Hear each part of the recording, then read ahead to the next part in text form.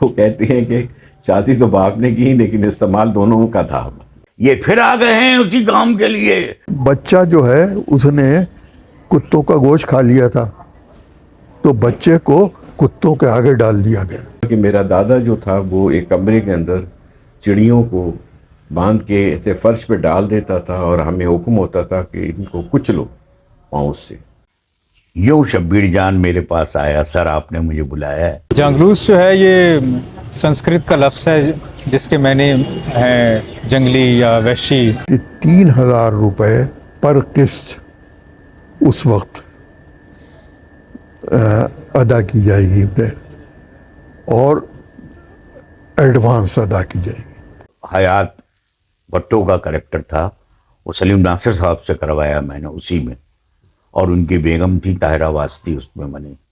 شوکت صاحب کو کہا کہ کاتب یہ کہہ رہا تھا، کہنے لگا بڑا بدتمیز ہے. پہلے جانگلوس میں لالی کا کردار طلعت حسین کو ملا تھا. کیا ساری زندگی پنجاب سے لکھنے والے پی ٹی وی پہ لکھتے رہیں گے؟ وہ بتاتے تھے کہ جانگلوس لکھنے کا خیال مجھے اپنے ایک مضمون سے آیا. تو کوئی ادیب ہوتے ہیں ان کا فورٹے ایک ہوتا ہے کہ یا تو وہ شہر کے بارے میں اچھا لکھتے ہیں یا دیہات کے بارے میں. تو شوکت صدیقی دونوں کے بارے میں یکساں مہارت سے لکھتے ہیں، اور جانگلوس ان کا ایک ایسا شاہکار ہے جو ہماری دیہی معاشرت سے متعلق ہے، اگر خدا کی بستی ہماری شہری معاشرت سے متعلق ہے. صوفے پہ بیٹھے ہوئے تھے، غصے سے کھڑے ہو گئے اور اتنی زور سے چلائے کہ ان کی اہلیہ جو ہے نا وہ اندر گھر سے ڈرائنگ روم میں آ گئیں کہ کیا ہو گیا ان کو، کیوں چلا رہے ہیں. اور تو ہم سے پوچھے بغیر بنا لے گا مسجد یہاں؟ تو اس نے کہا اس کو جیل میں ڈال دو.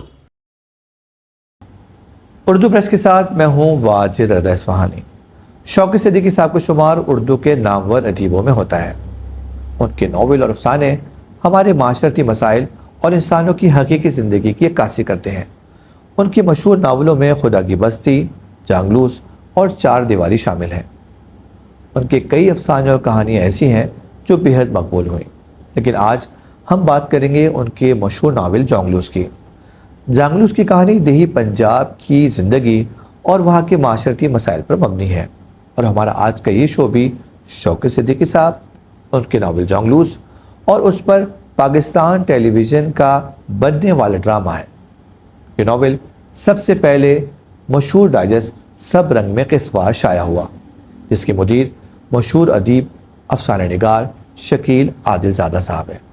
شکیل صاحب سے ہم نے اس سلسلے میں گفتگو کی تو انہوں نے بتایا کہ کس طرح ناول کا سلسلہ وار آغاز ہوا، کہاں تک کہانی شائع ہوئی اور اس کا رسپانس کیسا تھا. آئیے شکیل صاحب سے سنتے ہیں. میں نے جب نارتھ نادم آباد میں گھر لیا تو شوکت صاحب کا گھر 4 گلیوں پیچھے تھا، یعنی پیدل جا سکتے تھے. تو شام کو عموماً شوکت صاحب سے ملاقات رہتی تھی. میں چلا جاتا تھا اور وہاں پر 1-2 گھنٹے 2.5 گھنٹے گفتگو رہتی تھی ادیبوں کے بارے میں.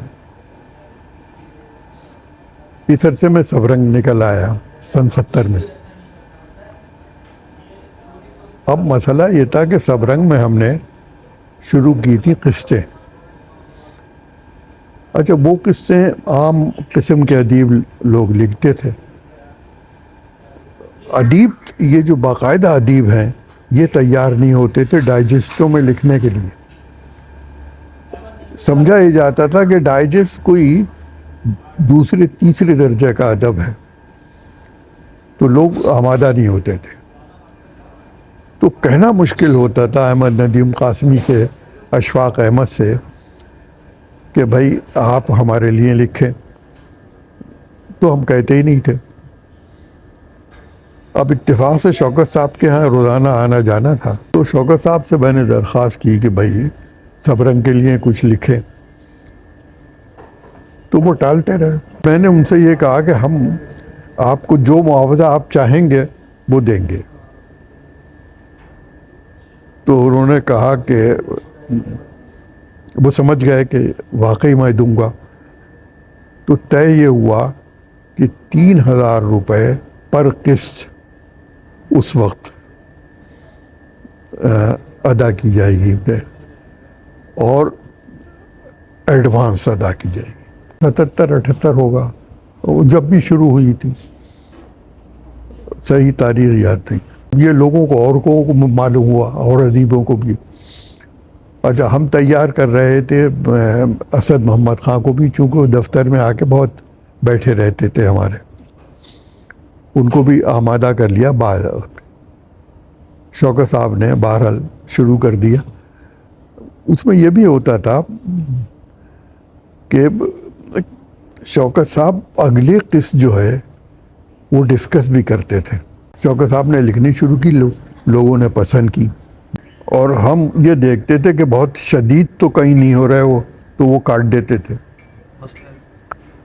مثلاً کوئی بہت ہی ظالمانہ قسم کا وڈیروں کا کوئی طریقہ ہوتا تھا, کوئی طور, تو وہ ہم نکال دیتے تھے کہ وہ ہم پر ہمارے لیے مسئلہ ہو جائے گا رسالے کے لیے. شوکت صاحب نے بہت اندر کی باتیں لکھی تھی. مثلاً بچہ جو ہے اس نے کتوں کا گوشت کھا لیا تھا, تو بچے کو کتوں کے آگے ڈال دیا گیا. یہ تک ہوا. بہت باتیں تھی اس میں کہ سبرنگ بدقسمتی سے irregular ہو گیا. مہینے کے بجائے وہ 2 3 مہینے میں آنے لگا. ایک دفعہ تو 4.25 سال میں آیا. بیٹی جو تھی اس کے دل میں تکلیف تھی, چنانچہ اس کو لیے میں یورپ وغیرہ نہ جانے کہا پھرا. جب 77 میں یہ 78 میں جب شروع ہوئی تھی تو سبرنگ کی اشاعت 70 کے قریب ہوگی, اندازہ ہے میرا. اس کے بعد پھر وہ 1.5 لاکھ تک پہنچی. کوشش کرتے رہے کہ بھئی ریگولر ہو جائے, نہیں ہوا. تو شوکت صاحب نے یہ کہا کہ بھائی بات یہ ہے کہ تم تو پتہ نہیں کب ختم کرو, تو میرا یہ ناول تو ادھورا ہی رہ جائے گا, لہذا میں اس کو مکمل کر کے چھپوا لیتا ہوں. تو میں نے کہا بھائی چھپوا لیجیے. چنانچہ انہوں نے اس کا اختتام لکھ کر, اختتام ہی رہ گیا تھا, کچھ زیادہ نہیں تھا, چنانچہ انہوں نے چھپوا لیا نثار صاحب سے. رکتاب پبلیکیشنز کے مالک نثار حسین کو شوکت صدیقی صاحب کی کتابیں چھاپنے کا اعزاز حاصل ہے. وہ شوکت صاحب سے بہت کلوز تھے اور انہیں بابا کہہ کر پکارتے تھے. ان کی دار رکتاب کا نام بھی شوکت صدیقی صاحب کی تخلیق ہے. ناول کی اشاعت اور شوکت صاحب کے بارے میں کئی باتیں نثار حسین صاحب نے ہم سے شیئر کی.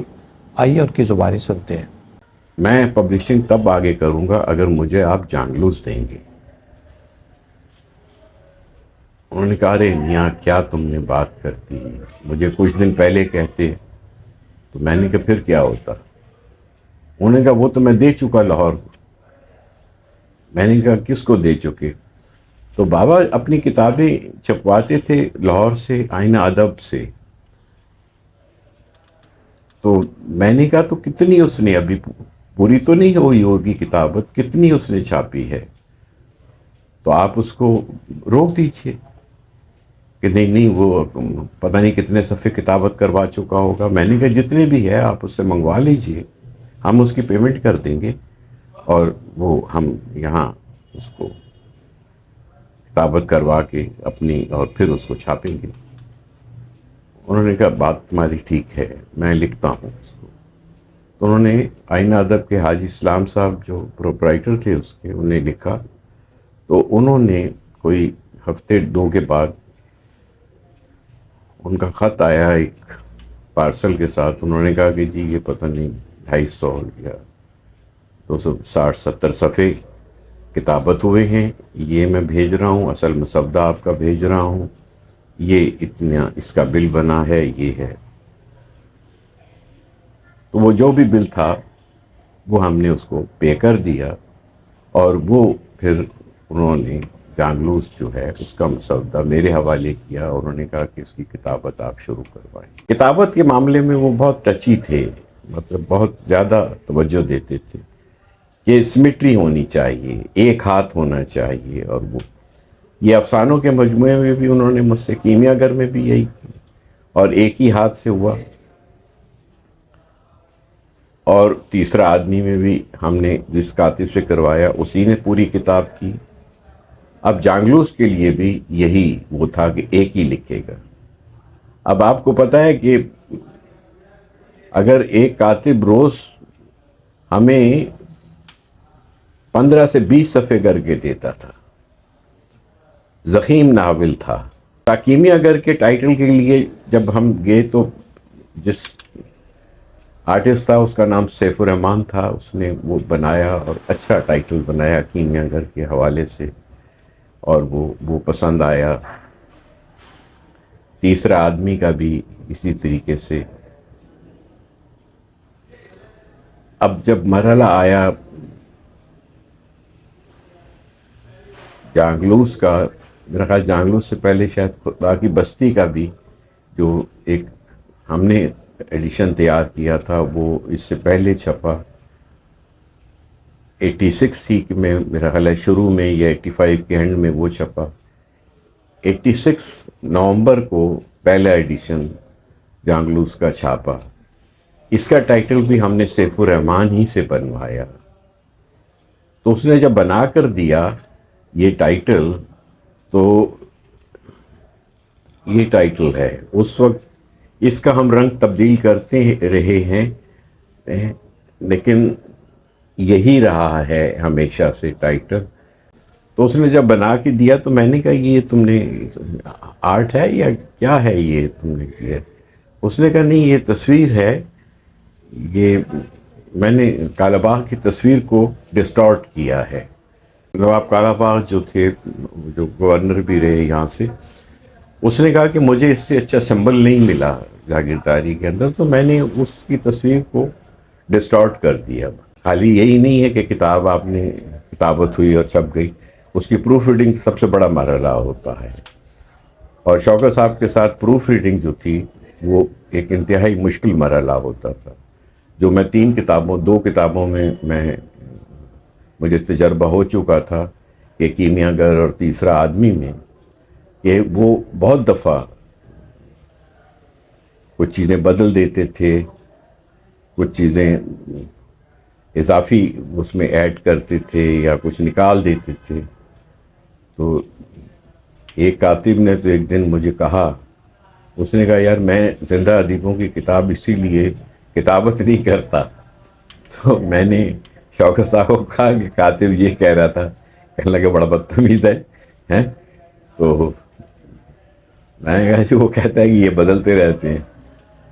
انہوں نے کہا ہاں تو کیا ہوا، اس کو کہو کہ ٹھیک کرے، مطلب غلطیاں بھی تو ہوتی ہیں نا، تو غلطیاں ہم برداشت کرتے ہیں تو یہ وہ برداشت کرے۔ اچھا، ان کی ایک عجیب تھی، وہ اپنی رائٹنگ کو بہت دفعہ آپ دیکھیں ان کے جو مسودے تھے اس پر وہ بدلتے تھے، اور بہت خوبصورتی کے ساتھ، مطلب باقاعدہ جہاں انہوں نے اضافہ کرنا ہوتا تھا وہاں ایک مارک لگاتے تھے اور ایک لائن کو کھینچ کے باہر لاتے تھے، وہاں پر وہ ایک پورا لکھتے تھے کیا اضافہ کرنا ہے، پھر اس کے گرد پورا ڈبہ سا بنا دیتے تھے۔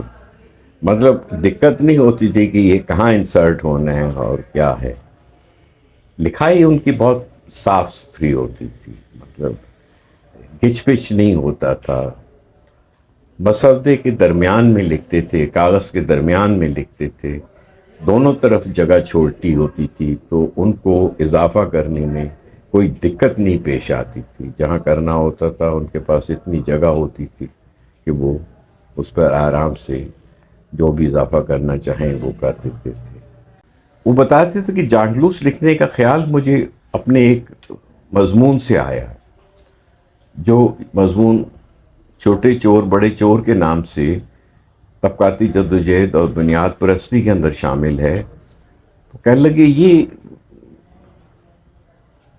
اس زمانے مساوات کے لیے یا مشرق کے لیے لکھتے تھے، تو کہنے لگے کہ یہ جب لکھا اور اس کے بعد میں نے پڑھا اس کو تو میرے ذہن میں خیال آیا کہ یہ تو ایک ناول کا موضوع ہے، اور کہتے ہیں لیکن وہ ناول کا موضوع جو تھا اس کے لیے سرزمین کون سی ہو، تو اس نے کہا کہ جاگیرداری سے بڑا موضوع نہیں ہو سکتا تھا اس کو ایکسپلین کرنے کے لیے، اور وہ سرزمین پھر پنجاب ہی ہو سکتی تھی۔ پہلا ایڈیشن نومبر 86 میں ہم نے شائع کیا، دوسرا ایڈیشن 87 میں، تو تیسرا ایڈیشن 89 میں، پھر تیسرا بھی 89 میں، اور چوتھا جو ہے وہ 94 میں چھاپا۔ تو اس کی دوران ہی جلدوم بھی اس کی جو تھی وہ تیار ہو رہی تھی، وہ بھی کتابت پر ہی تیار ہوئی پہلی دفعہ، اور دوسری جلد جو ہے وہ 89 میں اگست میں پہلی دفعہ شائع ہوا، پھر وہ اکتوبر 89 میں دوسرا ایڈیشن ہوا، پھر جون 95 میں تیسرا ہوا۔ تیسری جلد البتہ 94 میں ہوئی، کیونکہ وہ ڈیلے ہو رہی تھی کہ وہ شوکت صاحب کا کہنا تھا کہ پہلے وہ چھاپ لیں سب رنگ والے اور پھر ہم چھاپیں گے، لیکن سب رنگ والے تو کبھی اب 2 سال شائع ہی نہیں ہوتے تھے، تو یہ تھا۔ تو پھر میں نے انسسٹ کیا، میں نے کہا جی آپ چھوڑیں، اب آپ نے بہت انتظار کر لیا ہے، اب آپ اجازت دیں میں اس کو چھاپ لوں۔ تو انہوں نے الٹیمیٹلی مجھے کہا کہ بیٹا آپ چھاپیں، کوئی نہیں، تو ہم نے اس کو چھاپ لیا۔ اچھا، جب پہلا ایڈیشن چھاپا ہے اور میں پہلی کاپیاں لے کے شوکت صاحب کے گھر گیا پہلی دفعہ یہ لے کر، تو انہوں نے کتاب دیکھی، پسند کی، ٹائٹل اور وہ سارا گیٹ اپ انہوں نے، اور پھر ایک کتاب انہوں نے شکیل عادل زادہ کے نام لکھ کر مجھے دی۔ انہوں نے کہا قریب ان کا گھر ہے، جاتے ہوئے پہلے یہ کتاب ان کو دیتے جاؤ۔ تو اس وقت تک میں شکیل صاحب کا گھر نہیں دیکھا ہوا تھا، نہ میں کبھی گیا تھا، تو بہرحال انہوں نے سمجھایا، میں وہاں چلے گیا۔ وہ وہاں سے ذرا سا آگے جا کے رائٹ پر ان کا گھر تھا، تو اندر پیغام پہنچایا، تو وہ باہر آئے، ملے، مجھے اندر لے گئے، تو میں نے انہیں وہ کتاب پیش کی۔ میں نے کہا جی یہ شوکت صاحب نے آپ کے لیے دی ہے کہ میں آپ کو پہنچا دوں یہ کتاب۔ تو انہوں نے لیا اور انہوں نے باقاعدہ اس کتاب کو دیکھا، اور پھر انہوں نے اس کو چوما، ماتھے سے لگایا، اور کہنے لگے ہماری خواہش تھی کہ یہ ہم چھاپتے، لیکن بہت اچھی چھاپی ہے آپ نے۔ 3 جلدوں میں کمپلیٹ ہوا ہے، اور تقریباً 2000 سے زیادہ پیجز ہیں اس کے۔ کتابت میں یہ صفحات زیادہ تھے، لیکن جب کمپوز ہوئے تو یہ پیجز کم ہوئے۔ اور ایڈیشن جو مطلب شروع میں تو ہم بہت حساب رکھتے تھے، پھر حساب ہی رکھنے چھوڑ دیے۔ تو میرا اپنا اندازہ ہے کہ 40، 42، 45 کے قریب اس کے ایڈیشنز چھپ چکے ہوں گے۔ صحافی اور ادیب کاشف رضا کی تحریریں پڑھنے والوں میں بہت مقبول ہیں۔ کاشف رضا نے شوکت صدیقی اور جانگلوس کے متعلق مفید معلومات فراہم کی۔ آئیے کاشف رضا کا بہترین تجزیہ سنتے ہیں۔ یہ جانگلوس جو ہے یہ سنسکرت کا لفظ ہے جس کے معنی ہیں جنگلی یا وحشی۔ تو یہ نام اس ناول کو اس لیے دیا گیا کہ کیونکہ یہ جو ناول ہے پنجاب کے جس خطے کے بارے میں ہے، یعنی وسطی پنجاب اور اس سے نیچے کا ذرا سا علاقہ، تو وہاں پہلے جنگلات تھے، تو اس کو صاف کیا تھا انگریزوں نے، اور وہاں پر جو نئے لوگ تھے، نئے ذمہ دار تھے، ان کو بسایا تھا۔ تو وہ نئی ذمہ داری پیدا ہوئی تھی ان علاقوں میں جو پہلے جنگل تھے، تو اس لیے ان لوگوں کو بھی جانگلو کہتے ہیں پنجاب میں، جانگلو، اور ان کی بولی کو بھی جانگلی کہتے ہیں۔ اور اس میں کوئی منفی معنی نہیں ہے، وہ خود بھی اس کو جانگلی بولی کہتے ہیں، جانگلو کہتے ہیں۔ تو اردو میں اس کو جنگلی بھی لکھا جا سکتا تھا، لیکن شوکت صاحب نے اس کا نام جانگلوس رکھا، تو اس حوالے سے رکھا کہ وہ جس علاقے سے متعلق ہے وہ ناول، جس علاقے کی معاشرت اس میں پیش کی گئی ہے، تو ان کے اس علاقے کے جو لوگ ہیں ان کو جانگلو کہتے ہیں، ان کی زبان کو جانگلی کہتے ہیں، جو وہاں نئے ذمہ دار انگریزوں نے بسائے تھے جنگل کاٹ کے۔ یہ جانگلوس سے پہلے جو ہے جو پنجاب کے دیہات ہیں ان سے متعلق اور بھی لوگوں نے لکھا تھا، جیسے احمد ندیم قاسمی ہیں، بلونت سنگھ ہیں، وہ پنجاب کے دیہات سے متعلق لکھ رہے تھے۔ لیکن ان لوگوں کے ہاں اور ترقی پسند تحریک کے اور لوگوں کے ہاں دیہات کا تصور ایک خاصا رومانوی تصور تھا، جو اس کی شفاف سچائیاں ہیں وہ کسی حد تک ہی بیان ہو پائی تھیں۔ لیکن شوکت صدیقی، حالانکہ ان کا تعلق جو تھا وہ یو پی سے تھا، کراچی میں وہ رہتے تھے، لیکن انہوں نے اس قدر تحقیق کی کہ پنجاب سے متعلق اتنا بڑا ناول کوئی پنجاب میں رہنے والا بھی شاید نہیں لکھ سکا اس طرح سے، جس میں اتنے تفصیل سے اس علاقے کی معاشرت اور اس علاقے کے تمام کردار اور ان کا طرز زندگی جس طرح انہوں نے بیان کیا۔ شوکت صدیقی جس زمانے میں ناول لکھ رہے تھے اس زمانے میں قرۃ العین حیدر بھی تھیں اور جمیلہ ہاشمی تھیں، عبداللہ حسین تھے، اور عبداللہ حسین کے ہاں بھی دیہات کا ہمیں ملتا ہے، لیکن عبداللہ حسین کے دیہات جو ہیں وہ یا عبداللہ حسین کا جو دیہی کلچر جو عبداللہ حسین نے دکھایا وہ ان علاقوں کا دکھایا جو اب مشرقی پنجاب میں ہے، جبکہ شوکت صدیقی نے ان علاقوں کا کلچر دکھایا جو ابھی پاکستان میں ہے، پنجاب میں ہے۔ تو ان کے ہاں جو شوکت صدیقی کے ہاں ہے ان کے ہاں بڑی شفاف ریئلٹی ملتی ہے، تو اس حساب سے وہ ترقی پسندوں سے بھی مختلف ہیں۔ دوسرا یہ کہ ان کے جو ہم عصر ناول نگار تھے ان کے ناولوں کو ہم انٹلیکچول ناول ایک حد تک کہہ سکتے ہیں، جیسے قرۃ العین حیدر کا آگ کا دریا ہے، اس کے کردار زیادہ تر شہری ہیں اور وہ ملکی یا بر صغیر کی سطح پر جو معاملات اور جو مسائل ہیں ان کے بارے میں غور و فکر کر رہے ہیں، ان سے معاملہ کر رہے ہیں، جبکہ شوکت صدیقی کے جو کردار ہیں ان میں سے کچھ سیاست سے وابستہ بھی ہیں، لیکن ان کے جو سروکار ہیں وہ اردو کے انٹلیکچول ناول سے یکسر مختلف ہیں، شوکت صدیقی کے کرداروں کے سروکار، تو اس لحاظ سے وہ مختلف بھی ہیں۔ پھر یہ کہ شوکت صدیقی کبھی بھی اردو کی جو انٹیلیجنسیا ہے یا جو اردو کی اشرافیہ ہے، ادیبوں کی اشرافیہ جو 50 60 70 کی دہائی میں تھی، اس سے دور رہے۔ انہوں نے جو ادبی رسائل ہیں ان میں ان کی چیزیں نہیں چھپتی تھیں، نہ ان پر تنقیدی مضامین جو ہیں وہ ہم دیکھتے ہیں کہ اردو کے اہم رسالوں میں ان پر مضامین نہیں تھے۔ اس کے بجائے انہوں نے ماس اپیل کی طرف توجہ دی، انہوں نے ڈائجسٹوں میں چھپایا، جس کی وجہ سے ان کے قارئین بہت زیادہ پیدا ہوئے، اور ان کے طرز تحریر کی وجہ سے بھی ان کے قارئین جس بڑی تعداد میں تھے اتنے ہمارے جو اردو ادب کی انٹیلیجنشیا ہے یا جو ہمارا انٹلیکچول ناول ہے اس کے قارئین اتنی بڑی تعداد میں نہیں تھے۔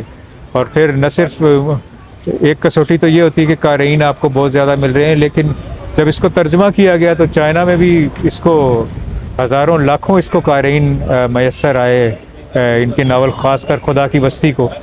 جانگلوس کا تو شاید نہیں ترجمہ ہوا، لیکن ان کا جو سروکار جن کرداروں سے تھا وہ عوامی کردار تھے، اور عوام یا عام قارئین یا جیسے ڈائجسٹ کے قارئین ہیں وہ ان سے ریلیٹ کر پاتے تھے، وجہ اس کے وہ ہماری انٹیلیجنسیا کو اپیل کرتے۔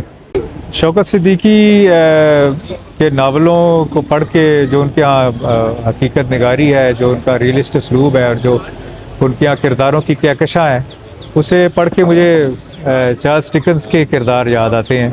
بس فرق یہ کہ ڈکنس کے کردار جو ہیں وہ شہری لندن کے کردار ہیں زیادہ تر، اور جو ان کے کردار ہیں وہ دیہات کے ہیں، لیکن شوکت صدیقی نے شہر بھی بہت عمدہ لکھا ہے۔ خدا کی بستی آپ دیکھ لیں، اس میں شہر کا تذکرہ ہے، کراچی کا تذکرہ ہے، ملتان کا تذکرہ ہے، ملتان شہر کا تذکرہ ہے۔ اس کے علاوہ ان کے جو افسانے ہیں، راتوں کا شہر ہے، باقی جو ہیں وہ ابتدائی زمانے کا جو کراچی تھا، تقسیم کے بعد کا کراچی، اس کی بڑی بھرپور عکاسی ان کے یہاں ملتی ہے۔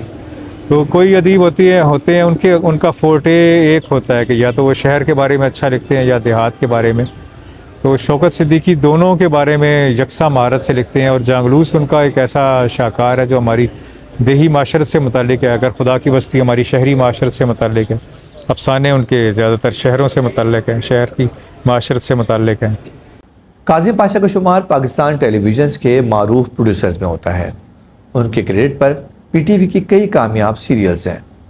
جانگلوس کو بھی چھوٹی اسکرین پر پیش کرنے کا کارنامہ کاظم پاشا نے انجام دیا۔ کاظم پاشا کا کہنا ہے کہ پہلے جانگلوس میں لالی کا کردار طلعت حسین کو ملا تھا۔ جانگلوس کی پروڈکشن کے بارے میں کاظم پاشا نے جو انکشافات کیے وہ پیش خدمت ہیں۔ میں نے ایک ایسے آئیڈیا کے طور پہ شوکت صاحب سے بات کر کے اس نے کہا دیکھ لو، کر لو، تم اگر کر سکتے ہو، تم کر نہیں پاؤ گے۔ میں نے کہا نہیں، میں کوشش کروں گا۔ انہوں نے مجھ پہ اعتماد کیا، شوکت صدیقی صاحب نے، اور مجھے فخر ہے اس بات کا کہ انہوں نے مجھے ایک پائلٹ پروگرام لکھ کے دیا جو ارلی 80s میں، مطلب میرے خیال میں 83 84 کی بات ہے، اور اس میں جو میں نے اس زمانے کے مشہور فنکار تھے وہ تھے سلیم ناصر صاحب اور طلعت حسین، جو مقام آج تک ماشاءاللہ اپنائے رکھا ہے انہوں نے۔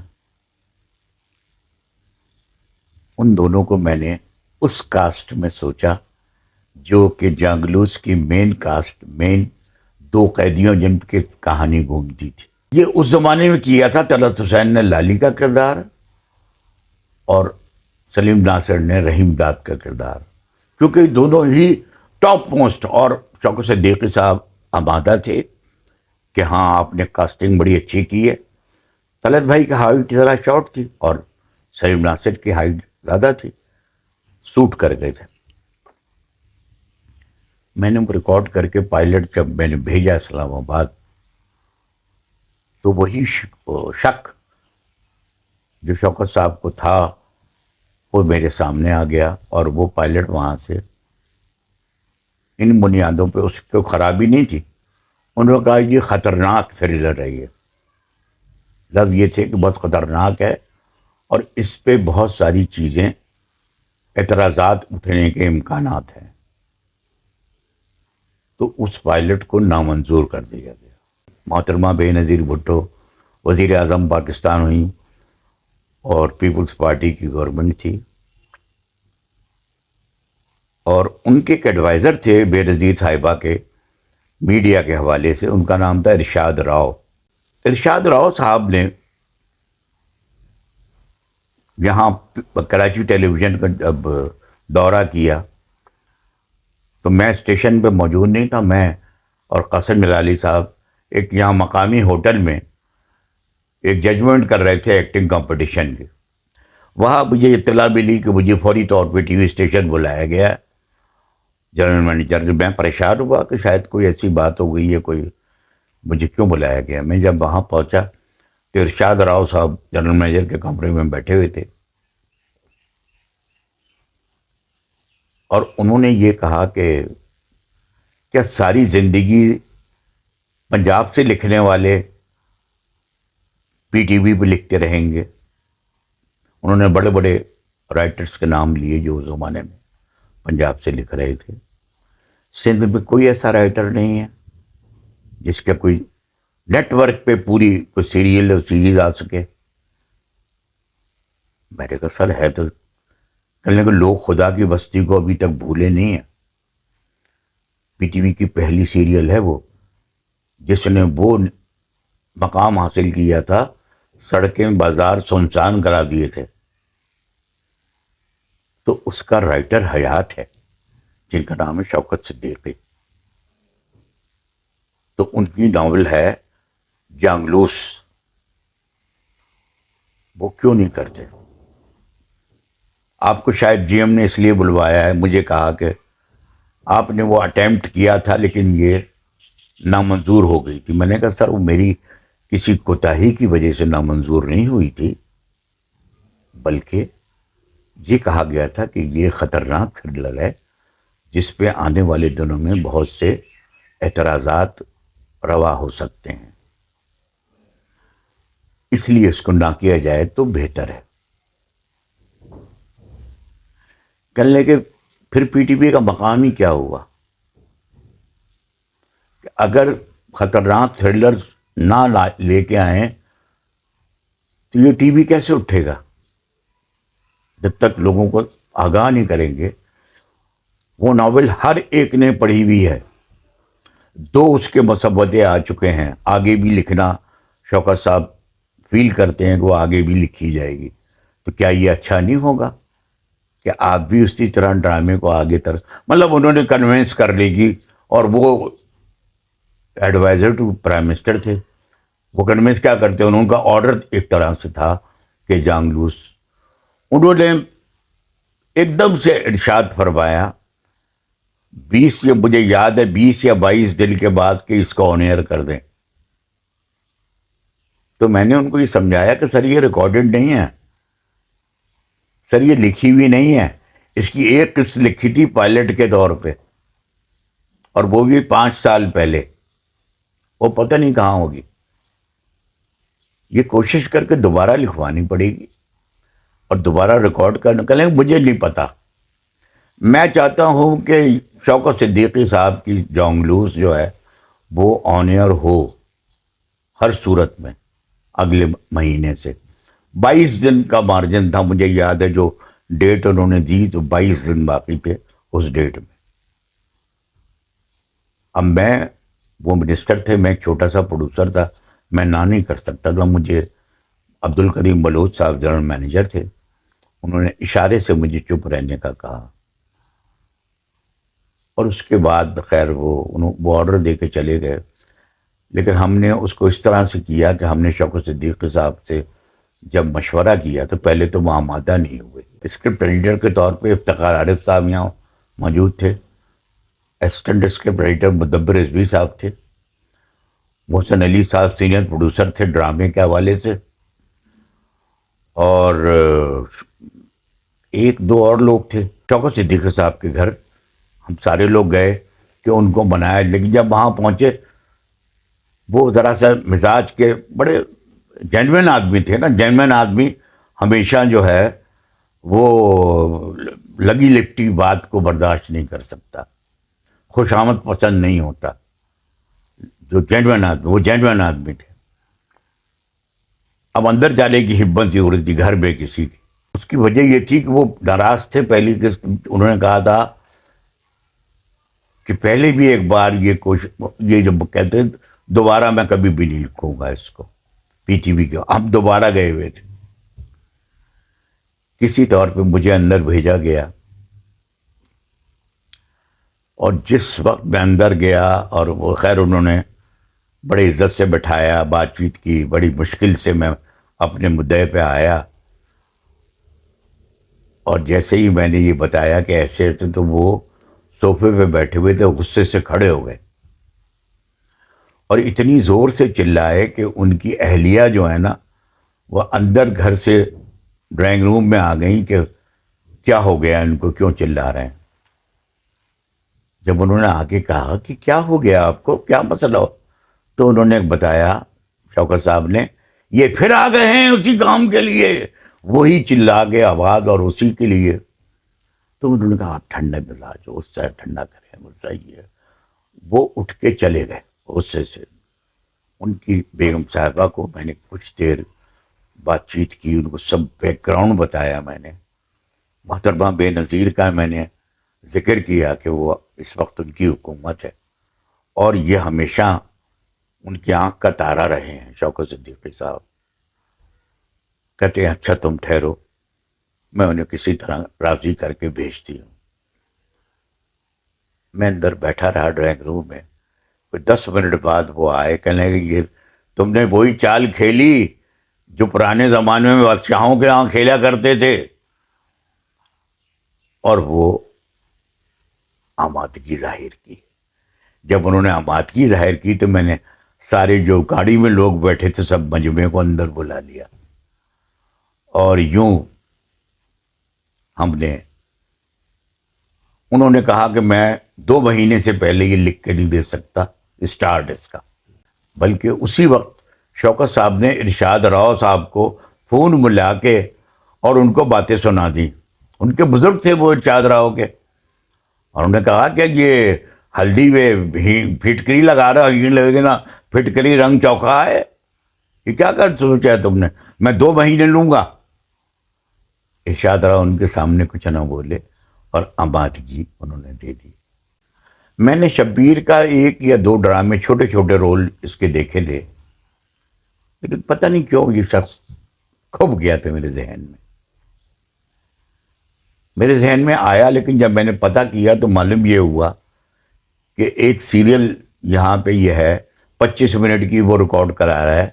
ذوالفقار نقوی صاحب پروڈیوسر ہیں اس کے، اور وہ شام کے ٹائم پہ چلے گی. میں نے جی ایم سے تذکرتاً بات کی. انہوں نے کہا تم جس پہ انگلی رکھو گے میں وہ تمہیں کاسٹ دوں گا، تم نے حامی بھری ہے، یہ بہت ہے.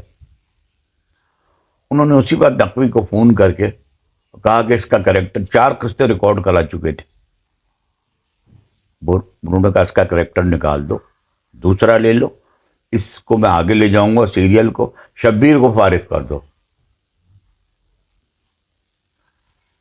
یوں شبیر جان میرے پاس آیا، سر آپ نے مجھے بلایا ہے. میں نے کہا ہاں، بس ابھی اتنی بات ہوئی. جانگلوس ناول کی شروعات کیسے ہوئی، پنجاب کے علاقے کا انتخاب کیوں ہوا، اور اس کے اب تک کتنے ایڈیشنز آ چکے ہیں، رکاب پبلیکیشنز کے مالک نثار حسین بتاتے ہیں. میں نے پنجاب کے اچھے پڑھے لکھے لوگوں کو حیران ہوتے دیکھا ہے. ایون دین سرائکی بیلٹ کے جو پروفیسرز ہیں، ڈاکٹرز ہیں، لیکچررز ہیں، وہ کہتے ہیں کہ بہت ساری رسموں کا تو ہمیں بھی پتہ نہیں تھا کہ یہ یہاں ہوتی ہیں، یہ تو ہمیں اس کتاب سے معلوم ہوا کہ یہ ہے. مجھے ایک دفعہ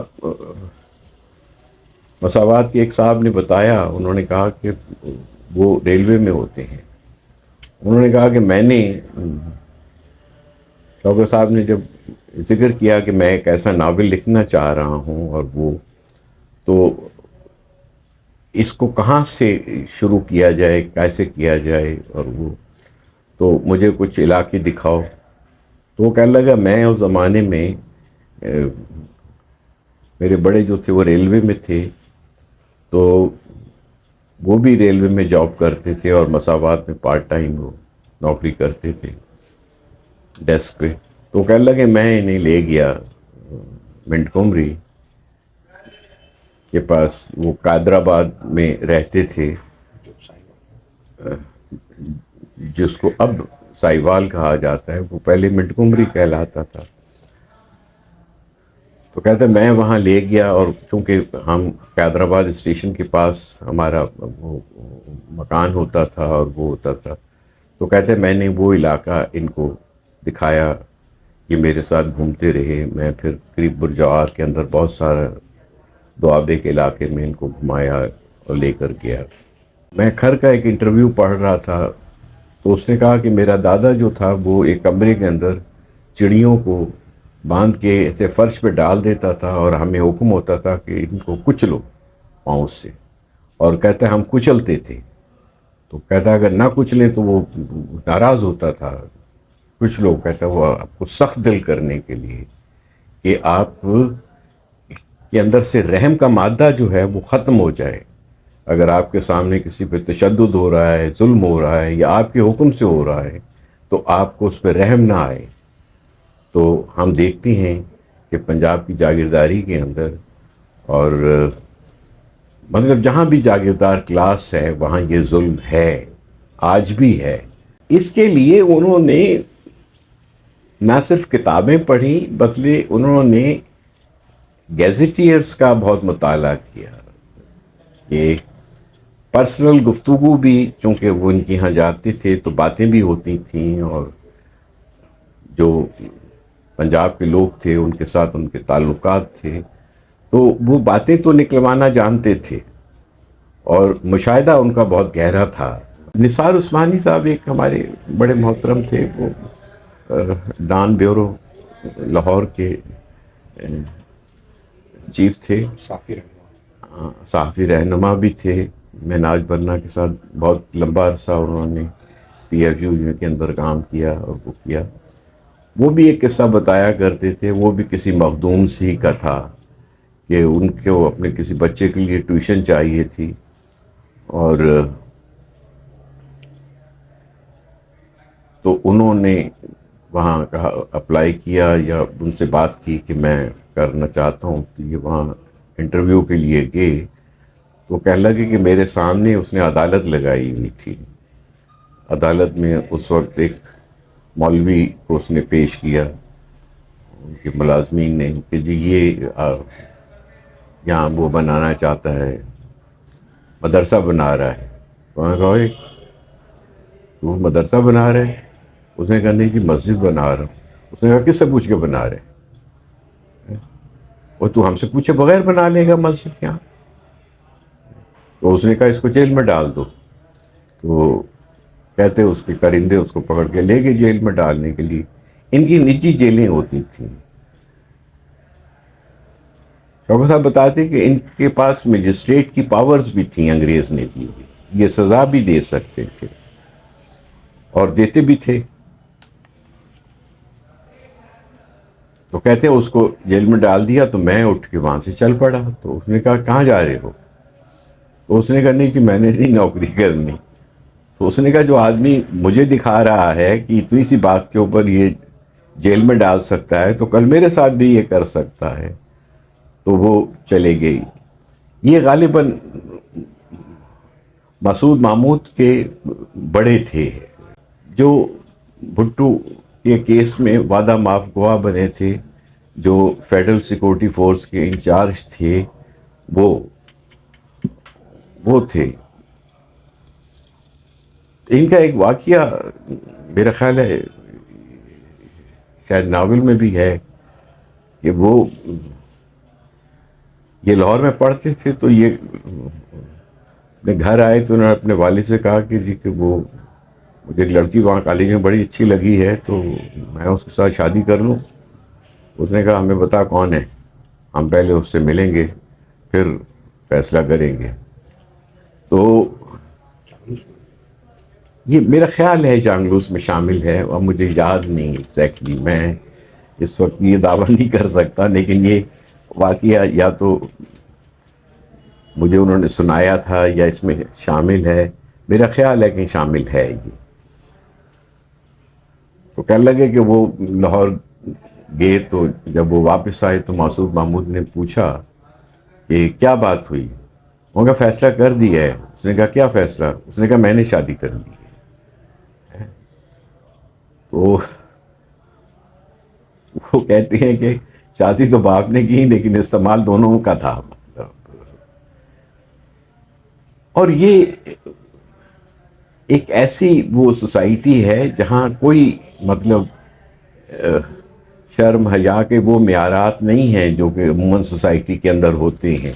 جانگلوس ڈرامے کے مرکزی کرداروں میں کون کون سے بڑے نام شامل تھے اور اس کی تشکیل میں کون سی مشکلات پیش آئیں، اس بارے میں کاظم پاشا نے ہمیں تفصیلات سے آگاہ کیا. شوکت صاحب نے یہ سیریل لکھی ہے نا، اس زمانے میں منٹ گبری نام تھا. جو آج کل ساہیوال ہے نا اس کا نام تھا منٹ گبری. وہاں بیٹھ کے اور وہاں ڈپٹی کمشنر ہوتے تھے مصطفیٰ زیدی مرحوم. اس زمانے میں انہوں نے شوکت صاحب کو ایک بنگلہ تھا وہ اور ایک ملازم دے دیا تھا کہ یہ آپ کی خدمت پر رہے گا، آپ لکھیں یہاں بیٹھ کے. شوکت صاحب نے یہ ناول وہاں بیٹھ کے لکھی ہے. گھومتے تھے، پاک پٹن جاتے تھے، قصور جاتے تھے ادھر جا پھر آگے وہاں بیٹھ کے وہ ناول لکھی ہے انہوں نے. میں اس بنگلے میں گیا، اس بنگلے کا مرکز میں نے دیکھا کہ کیا بن سکتا ہے کیا. اور میں نے کوشش یہ کی کہ اب ساہیوال کو منٹ گبری بنایا کیسے جائے. سب سے پہلے مجھے ساہیوال کی جو جیل تھی اس پہ اوپر میں نے انتظامیہ سے پرمیشن لے کے منٹ گوبری جیل لکھوایا گیا بڑا بڑا، اور وہاں سے ان قیدیوں کو بھگایا.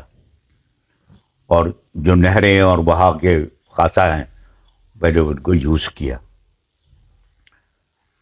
اور اسی جگہ میں نے ایک کریکٹر جو فیمیل تھا جو ناول کے اندر بڑا امپورٹنٹ، شاداں کا ایک کریکٹر تھا جو وہ بھی ہمارے ساتھ گئی تھی.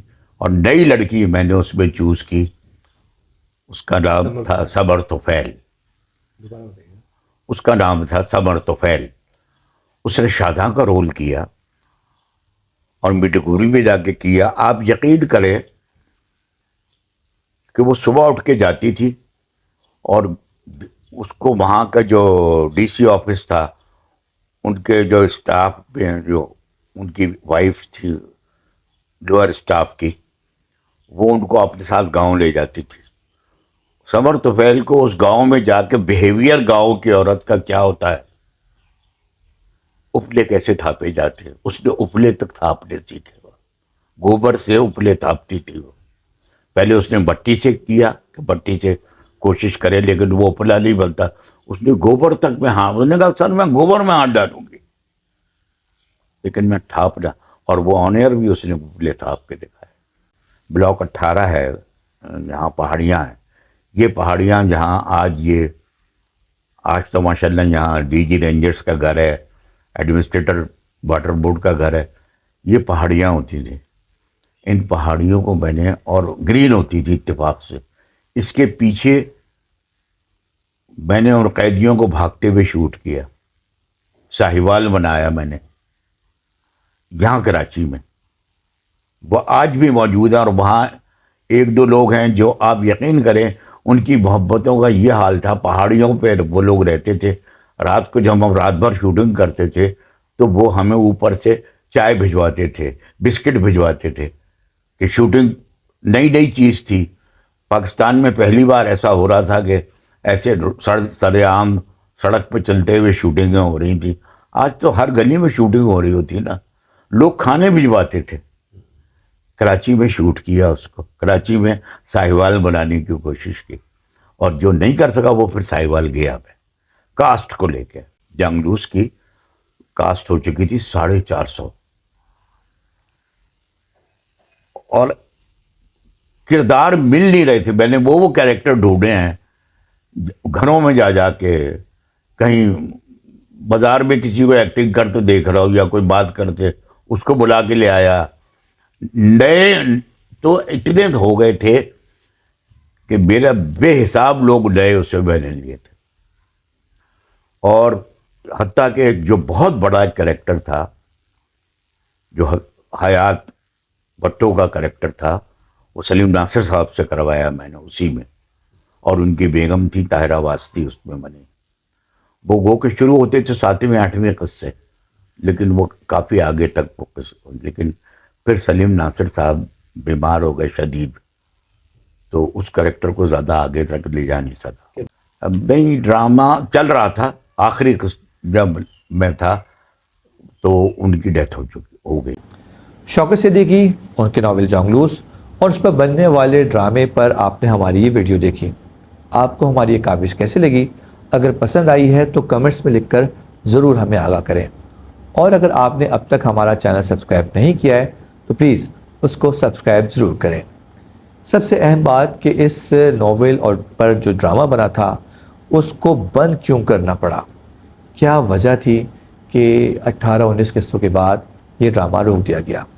ہماری دوسری اور آخری ویڈیو اسی پر مبنی ہے, دیکھنا نہ بھولیے گا. اللہ حافظ.